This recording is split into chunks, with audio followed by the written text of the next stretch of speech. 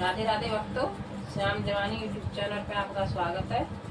और देखो भैया, कार्तिक का महीना आएगा है ना, और हमारे वृंदावन में, और हम वृंदावन के ब्रजवासी हैं सब, और जो हमारी सबरी भगवत का है बहुत पूजा करते हैं, और कार्तिक और नौरता वगैरह सब नहावत है भैया।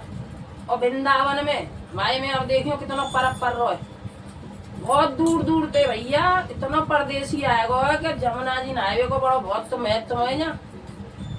और देखो वृंदावन में आओ और भैया हमारी तरह ही हंस के राधे राधे गाओ, और तुम राधे राधे गाओगे तो भगते पार है जाओगे, और नहीं तो भैया तुम घर में से निकल न पाओगे। ध्यान रखियो। और भाई राधा रानी की कृपा जहाँ पे है गई तो बाके तो जो समझ लो कि भाग्य ही बदल गए भैया। बोलो सब प्रेम पे राधे राधे।